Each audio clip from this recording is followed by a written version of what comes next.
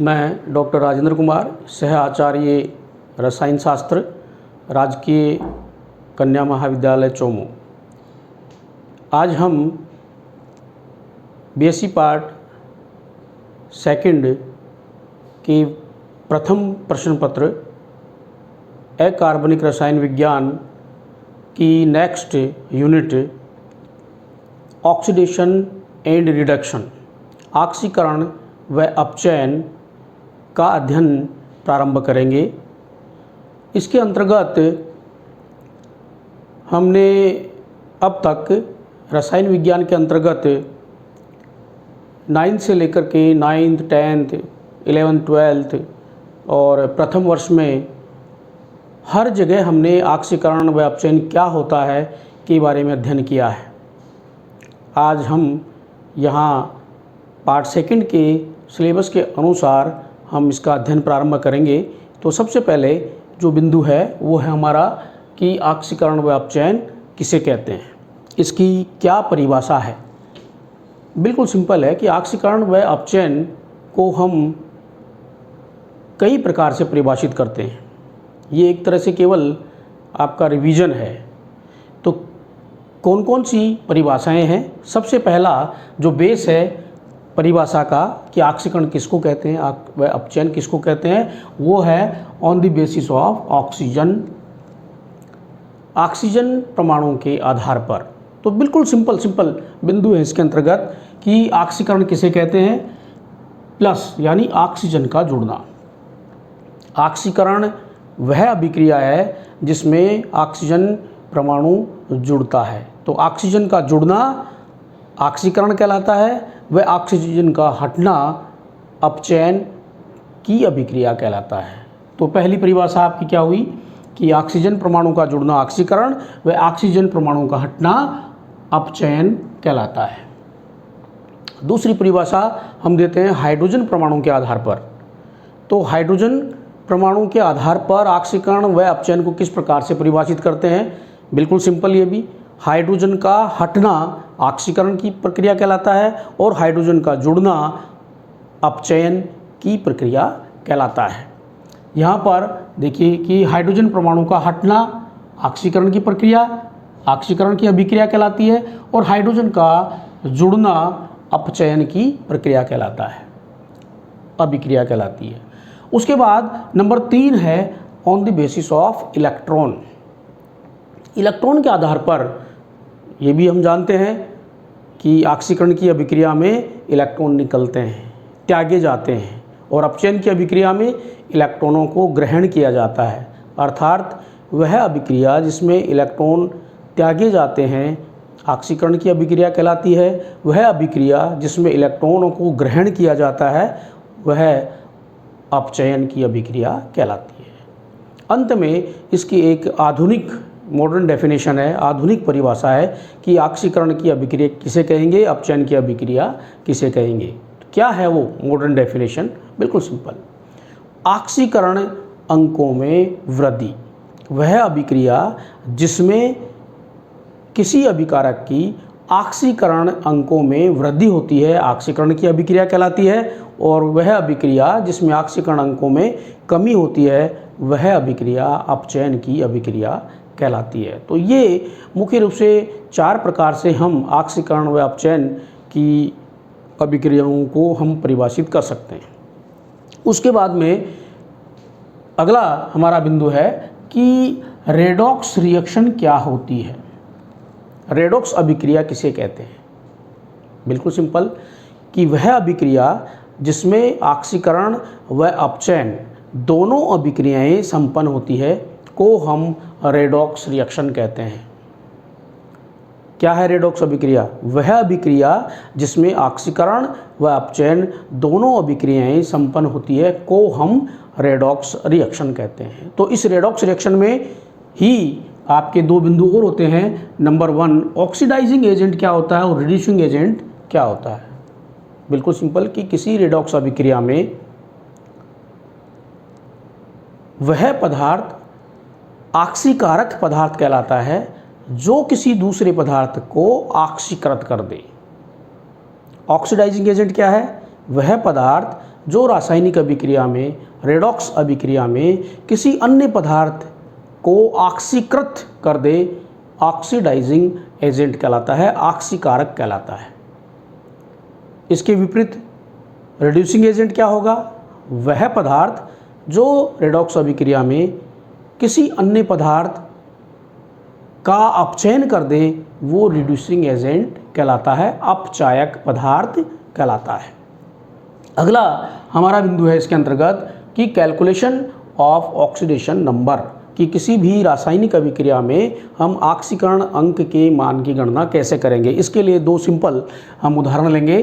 पहला उदाहरण है कि H2SO4 सल्फ्यूरिक एसिड में सल्फर का ऑक्सीकरण अंक क्या है।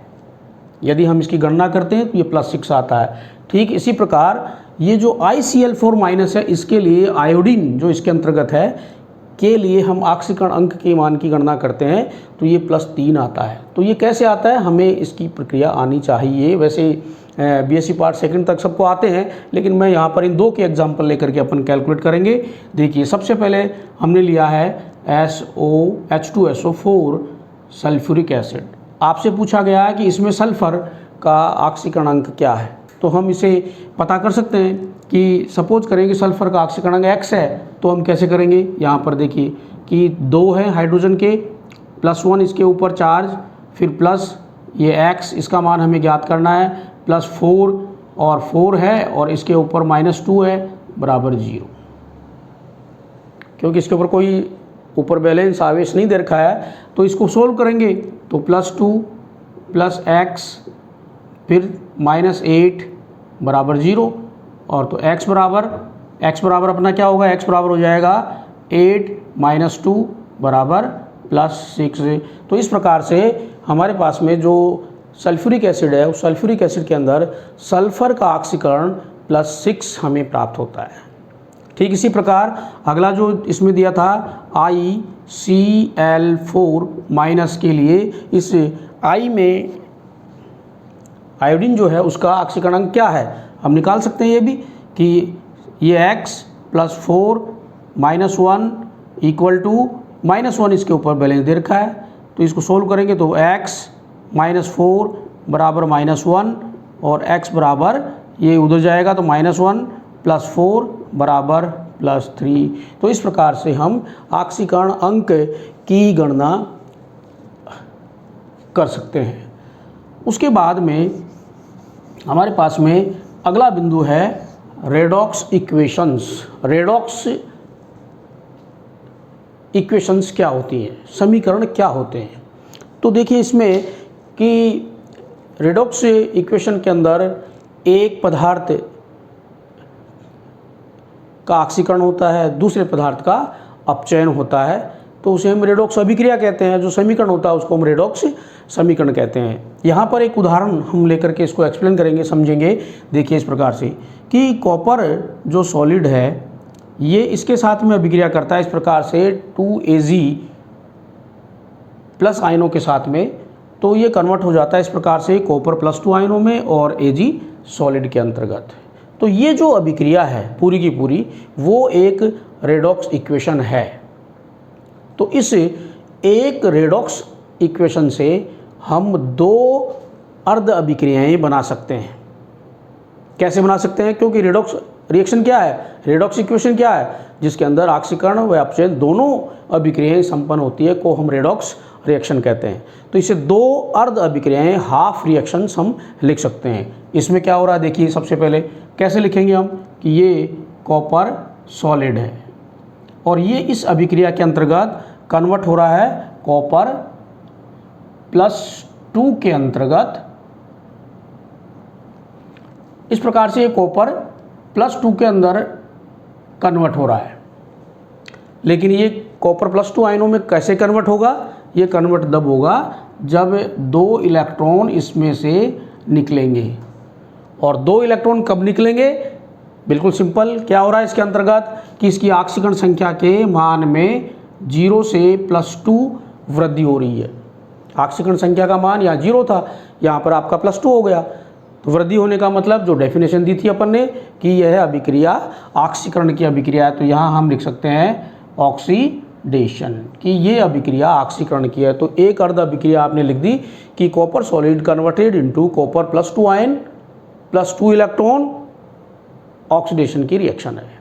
उसके बाद नेक्स्ट जो थी वो थी हमारे पास में इस प्रकार से सिल्वर प्लस आयन, ये कन्वर्ट हो रहे हैं आपके 2Ag सॉलिड के अंदर, लेकिन ये यहाँ पर तब होगा जब दो इधर भी बैलेंस करेंगे हम। लेकिन अब यहाँ बात ये आ रही है कि ये कब कन्वर्ट होगा। बिल्कुल सिंपल, क्योंकि यहाँ 2 इलेक्ट्रॉन निकले थे तो अपन यहाँ पर +2 इलेक्ट्रॉन, तो 2 इलेक्ट्रॉन ये एक्सेप्ट करेंगे तो ये कन्वर्ट हो जाएगा Ag प्लस जो आयन है वो कन्वर्ट हो जाएंगे Ag सॉलिड के अंदर। और चूंकि इसके अंदर इलेक्ट्रॉन में अगर अपन देखें इसकी तो +1 और यहाँ पर क्या है, यहाँ 0, तो ऑक्सीकरण संख्या के मान में कमी आ रही है। इसका मतलब ये रिडक्शन की अभिक्रिया है, तो इसको हम कहेंगे यहाँ पर रेडॉक्स रिएक्शन, यानी कि रिडक्शन रिएक्शन की रिडक्शन की अभिक्रिया। तो हम इस प्रकार से 2 अर्ध अभिक्रियाएँ लिख सकते हैं। एक जो रेडॉक्स इक्वेशन है उससे हम 2 अर्ध अभिक्रियाएँ लिख सकते हैं, एक ऑक्सीकरण की अर्ध अभिक्रिया और दूसरी अपचयन की अर्ध अभिक्रिया। और यदि हमारे पास में 2 अर्ध अभिक्रियाएँ हों तो हम उनसे एक रेडॉक्स रिएक्शन लिख सकते हैं कंप्लीट। तो 2 अर्ध अभिक्रियाएँ सपोज करें ये दोनों अपने पास में अर्ध अभिक्रियाएँ दे रखी हैं, तो हमें इनसे एक रेडॉक्स रिएक्शन लिखनी है, इक्वेशन लिखनी है। तो कैसे लिखेंगे, बिल्कुल सिंपल। क्या होगा इसमें, यदि हम इन दोनों को जोड़ेंगे तो इलेक्ट्रॉन से इलेक्ट्रॉन कैंसिल हो जाएंगे, और इलेक्ट्रॉन से इलेक्ट्रॉन कैंसिल हो जाएंगे तो उसके बाद में क्या बचेगा, copper solid +2Ag plus ion aqueous converted into copper +2 aqueous +2Ag solid. तो इस प्रकार से ये जो 2 अर्ध अभिक्रियाएँ हैं उनसे अर्ध अभिक्रियाओं से हम एक रेडॉक्स इक्वेशन लिख सकते हैं। उसके बाद अगला हमारा जो बिंदु है वो बड़ा महत्वपूर्ण बिंदु है। बीएससी पार्ट 3rd के पश्चात भी कुछ विद्यार्थियों को किसी भी समीकरण को संतुलित करने की प्रक्रिया समझ में नहीं आती है। तो यहाँ पर हम एक बार कि किस प्रकार से जो रासायनिक समीकरण दे रखा है उसको संतुलित करने के उसकी प्रक्रिया के बारे में समझेंगे। सवाल है यहाँ पर एक तरह से, क्वेश्चन ये है कि आयरन सेकंड आयनों का अम्लीय विलयन, सवाल ध्यान से सुने, आयरन सेकंड आयनों का अम्लीय विलयन मैग्नेट आयनों द्वारा आयरन 3rd में ऑक्सीकृत हो जाता है। समीकरण दिया हुआ है इस प्रकार से कि MnO4- aqueous ion plus Fe+2 ion, iron second ion, ये कन्वर्ट हो रहे हैं Mn+2 एक्वस में और आयरन 3rd के अंतर्गत। दिया हुआ है समीकरण। सवाल क्या है, संतुलित समीकरण लिखो, यानी इस अभिक्रिया के लिए बैलेंस्ड इक्वेशन आपको लिखनी है। तो जैसा हमने अभी यहाँ पर अध्ययन किया था, मैं यहाँ पर इस इक्वेशन के लिए देखिए अपन चर्चा करेंगे कि किस प्रकार से हम एक बैलेंस इक्वेशन हम यहाँ लिख सकते हैं।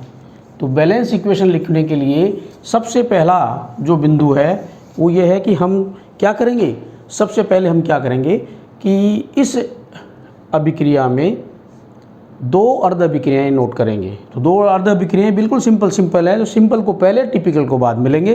तो सबसे पहले देखिए कि ये आयरन +2 एक्वस आयन ये कन्वर्ट हो रहे हैं आपके किसके अंदर, आयरन +3 एक्वस आयन के अंदर। तो एक तो ये सबसे पहले समीकरण नंबर इसको मैंने दे दिया नंबर 1। तो इसमें एक्चुअल में क्या हो रहा है, यहाँ आप देखेंगे तो ये इसके ऑक्सीकरण संख्या का मान है +1 और इसका ऑक्सीकरण संख्या का मान है +2 और इसका नाम मान है +3। कब हुआ +2 में +3 में, यानी कि प्लस इलेक्ट्रॉन, एक इलेक्ट्रॉन त्यागने के बाद ये इस प्रकार से कन्वर्ट हो गया Fe+3 के अंतर्गत। लेकिन Fe+3 में कब कन्वर्ट होगा, ये कन्वर्ट होगा कि ऑक्सीडेशन कि ऑक्सीकरण की अभिक्रिया के कारण ये Fe+2 आयन कन्वर्ट हो रहा है Fe+3 के अंतर्गत। उसके बाद दूसरा जो रिमेनिंग इक्वेशन क्या बची इसकी सेकेंड हाफ, वो बची अपनी इस प्रकार से MnO4 माइनस एक्वासाइन, ये कन्वर्ट हो रहा है Mn+2 एक्वासाइन के अंतर्गत। अब इसमें निकालेंगे तो ये कितना हो गया आपका, यानी कि +7 इसकी ऑक्सीडेशन स्टेट है, यहाँ पर कितनी है +2, तो ये +7 कन्वर्ट हो रहा है +2 में। कैसे कन्वर्ट होगा, यहाँ पर अगर इसको अपन देखेंगे तो ये ऑक्सीडेशन संख्या के मान में कमी हो रही है, तो 5 इलेक्ट्रॉन के कारण जो है वो कन्वर्ट हो रहा है, ये लेगा तब जाकर के इसमें कन्वर्ट होगा। अर्थात ये जो रिएक्शन है इसके अंतर्गत आपका नंबर 2 लिखेंगे हम कि रिडक्शन, ये इसमें अपचयन हो रहा है। अब हमें इनको बैलेंस करके एक संतुलित समीकरण इसका प्राप्त करना है। तो सबसे पहला काम क्या होगा, इसको सिंपल को लेंगे अपन। तो सिंपल आपने कर दी यहाँ पर कि ये क्या था अपना कि ऑक्सीडेशन की अभिक्रिया। तो ऑक्सीडेशन में Fe आयरन +2 एक्वासाइन, ये कन्वर्ट हो गया आपका Fe+3 एक्वासाइन के अंतर्गत +1 इलेक्ट्रॉन, तो 1 इलेक्ट्रॉन के कारण ये इस प्रकार से कन्वर्ट हो गया। तो हमने इसको, क्योंकि इसके ऊपर और कुछ है नहीं, इसको हमने बैलेंस कर दिया। उसके बाद नेक्स्ट जो नंबर था उसको लेंगे हम। देखिए MnO4 माइनस जो है एक्वासाइन, ये कन्वर्ट हुआ किसके अंतर्गत, Mn+2 एक्वासाइन के अंतर्गत। तो सबसे पहले हमें इसको बैलेंस करना है कंप्लीट। मैंने यहाँ केवल 5 इलेक्ट्रॉन लिखे थे, हमें इसको सिस्टमेटिक तरीके से बैलेंस करना है। तो सबसे पहले हम एलिमेंट जो तत्व होते हैं दोनों साइड में उनको बैलेंस करते हैं। तो बैलेंस करने के लिए देखिए यहाँ पर क्या है कि यहाँ पर इसके लेफ्ट साइड के अंदर MnO4 यानी ऑक्सीजन एटम जुड़ा हुआ है, जबकि इसके दूसरी तरफ ऑक्सीजन नहीं है। तो इसको संतुलित करने के लिए हम क्या करेंगे, सबसे पहले कि इसके जिधर ऑक्सीजन एटम नहीं है उस साइड में जितनी संख्या में इधर हैं ऑक्सीजन, उतनी संख्या में इसके दूसरी साइड के अंदर हम वाटर मॉलिक्यूल जोड़ देंगे। तो देखिए क्या किया मैंने कि इस तरह ऑक्सीजन है 4, तो यहाँ पर क्या किया, यहाँ पर जोड़ दिया 4H2O लिक्विड। तो ये 4H2O लिक्विड मैंने इसके दूसरी अपोजिट डायरेक्शन में जोड़ दिया। तो यहाँ पर अब दोनों साइड में क्या हुआ, दोनों साइड के अंदर ऑक्सीजन जो एटम है, ऑक्सीजन 4 इधर है, ऑक्सीजन 4 इधर है, इधर Mn है, इधर Mn है। तो एलिमेंट जो थे ये बराबर हो गए। लेकिन इसको ऑक्सीजन को बैलेंस करने के लिए यहाँ पर एक दूसरी बिंदु और आ गया हमारे पास में कि इधर है 8H एटम, 8 हाइड्रोजन परमाणु उसके दूसरी साइड में है, जबकि इसको फिर बैलेंस करना होगा हमें। तो बैलेंस करने के लिए क्या करेंगे हम, बिल्कुल सिंपल कि क्योंकि अभिक्रिया आपकी अम्लीय माध्यम में संपन्न हो रही है, इसलिए हम क्या करेंगे, यहाँ पर 8H+ आयन इसके इस विपरीत साइड के अंदर हमने जोड़ दिए। तो अब देखिए आप इसके अंतर्गत यहाँ पर एलिमेंट जितने भी हैं दोनों साइड में जो तत्व हैं वो बराबर हैं। Mn इधर 1 है, इधर 1 है, आपका संतुलित हो गया। उसके बाद में आपने ऑक्सीजन को किया था तो ऑक्सीजन 4 हैं, इधर भी 4 हैं, आपके संतुलित हो गए। हाइड्रोजन के 8 हैं तो इधर 8 हैं और इधर भी 8 हैं, ये बराबर हो गए। उसके बाद में हमें इसमें आवेश के मान को संतुलित करना है। तो मैं आवेश के मान को संतुलित कैसे करूं, देखिए इसमें इधर क्या है, यहाँ से आप अगर इसको देखेंगे तो इधर +2 बचा हुआ है, यानी इधर भी आपका +2 शेष बचना चाहिए। तो +2 शेष कब बचेगा कि यहाँ पर ये MnO4 माइनस और ये 8 यानी 7 हैं, 2 बचने चाहिए। तो यहाँ पर क्या करूँ मैं, इसको थोड़ा सा यहाँ पर कि +5 इलेक्ट्रॉन ये मैंने इसमें जोड़ दिए। तो 5 इलेक्ट्रॉन जैसे ही इधर जोड़े हैं तभी तो रिडक्शन की अभिक्रिया होगी। जो यहाँ भी आपके टोटल 5 इलेक्ट्रॉन आ रहे थे, तो यहाँ से देखिए आप अब कितना हुआ इसके अंदर, MnO4 माइनस यानी -1 और -5 -6 इसमें से घटाए तो कितना चार्ज बचा, +2। इधर कितना है, +2। अर्थात ये जो अभिक्रिया है आपकी अर्ध अभिक्रिया वो अपनी संतुलित हो गई। और संतुलित होने के बाद में हमें पुनः जो ऊपर ये जो अभिक्रिया है इसके अंतर्गत आना है, देखना है हमें, क्योंकि ये रेडॉक्स रिएक्शन है। तो इस अभिक्रिया में जितने इलेक्ट्रॉन यहाँ कंज्यूम हो रहे हैं, अपचयन की अभिक्रिया में जितने इलेक्ट्रॉनों की आवश्यकता है, जितने इलेक्ट्रॉन इसमें कंज्यूम हो रहे हैं, उतनी ही संख्या में इलेक्ट्रॉन ऑक्सीकरण की अभिक्रिया में निकलने चाहिए। तो जितने इलेक्ट्रॉन कंज्यूम हो रहे हैं, नंबर 5, तो क्या करेंगे हम कि इस समीकरण को जो ऊपर हमने बैलेंस किया था उसको हम पूरे को 5 से मल्टीप्लाई कर दें। तो देखिए यहाँ पर 5 और अगेन 5 और यहाँ पर ये 5 इलेक्ट्रॉन, तो 5 इलेक्ट्रॉन ऑक्सीकरण की अभिक्रिया में निकल रहे हैं, 5 इलेक्ट्रॉन आपके इसमें कंज्यूम हो रहे हैं। उसके बाद में क्या करें हम, बिल्कुल सिंपल कि इसको जोड़ दें, ऑक्सीकरण व अपचयन दोनों की जो अर्ध अभिक्रियाएं हमें प्राप्त हो रही हैं उनको हम जोड़ दें, तो इलेक्ट्रॉन से इलेक्ट्रॉन यहाँ पर ये कैंसिल हो गए।